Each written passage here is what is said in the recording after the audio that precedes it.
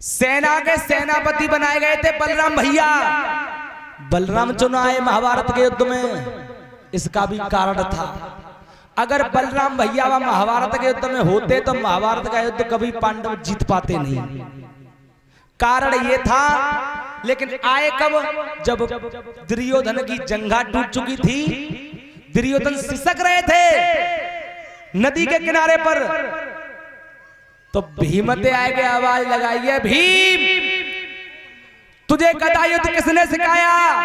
कि गुरुजी तुमने, मैंने सिखाया ना, तो मैंने जेव बताई, निहत्थे पर वार मत करना, किसी अबला पर हाथ मत उठाना, और युद्ध हो तो है बेटा कमर के हिस्सा से ऊपर को। तूने जंगा पर वार किया किसके कहने पर? प्रभु भगवान कन्हैया के कहवे पे, कन्हैया के कहवे पे वार करो। अब जैसे ही भगवान कन्हैया में निगाह गई, समझ आए कहीं कन्हैया तो में जाते, भीमत तो बाद में बात करूंगा, पहले तोते बात करूंगा। जी बता, कारण ये था इनका कि जब नारायणी सेना दी थी दुर्योधन को, तो नारायणी सेना के सेनापति बनाए।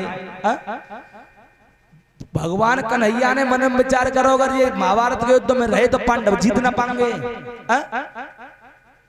पांडव जीत नहीं पाएंगे। तो भगवान बलराम पूजा के समय पे बैठे, जैसे ही पूजा पे बैठे, सूर्य भगवान को जल दो, भगवान कन्हैया ने एक माया की गैया बना के बलराम भैया के पीछे भेज दी।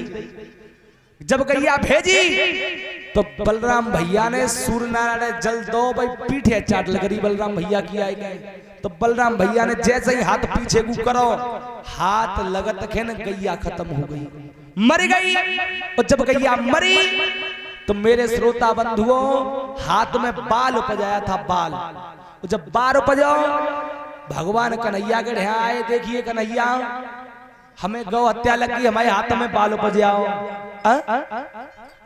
अब जी बता दी गौ हत्या छूटे ही कैसे? समझा करके कहा है कि भैया तुम 18 दिन शूद्रन के यहाँ भोजन करो। शूद्रों के यहाँ पर ऐसी कोई जाति ना रहे जाके यहाँ भोजन ना करो, चमार ठाकुर धोबी जो हो इतने के यहाँ भोजन करो 18 दिन तक, शूद्रों के यहाँ पर भोजन करो। जब 18 दिन भोजन करे भाई कई, तो बलराम भैया जाई बात में डोले, कबू काऊ के द्वार पे जाए, कबू काऊ के द्वार पे जाए। अब अपे मुख्यमंत्री आ जाए, योगी आदित्यनाथ ने कही जाए कि भोजन करेंगे साथ तुम्हारे यहाँ, तो चौको लगवा जाओ, थारी बासन साफ करवाए जाएंगे, बढ़िया तरीका से खवाओ जाओ। तो बलराम भैया 18 दिन तक शूद्र के यहाँ पे भोजन करते रहे, लेकिन बार तो नहीं मिटो। लौट करके आ रहे थे तो रास्ता में एक खेत में एक ब्राह्मण हल चला रहे थे, हल।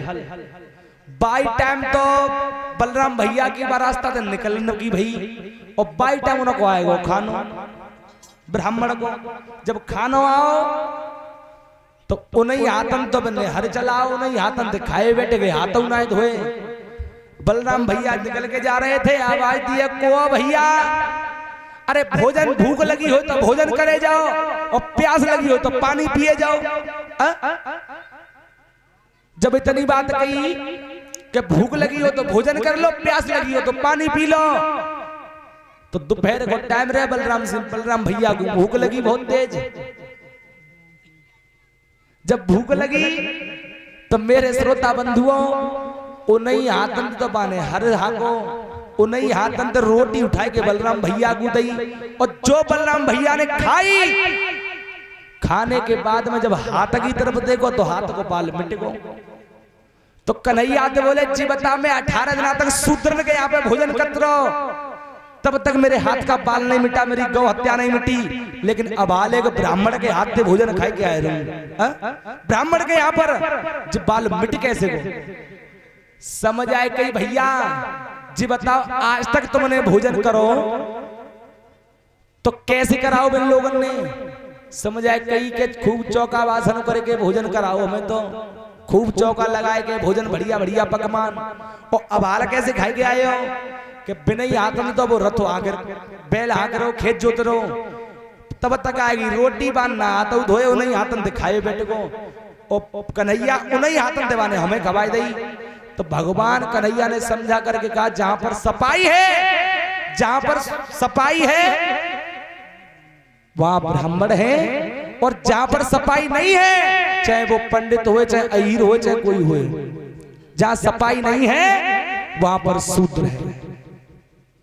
जब इतनी बात बताई तो बलराम भैया ने कही, अब कन्हैया मन विचार करके बोले कि भैया हम तो ने के महाभारत के युद्ध में लगे रहे, अब चले के जी देखोगे हमारी द्वारका में कोई बासन बलिया ना बांध ले जाए, 18 दिन नहीं है गए तुम्हें भोजन कर तमें या महाभारत में। यहाँ से आगे की कथा कल भैया जी के मुखार से श्रवण करें, ताली बजाते हुए कीर्तन बोलेंगे।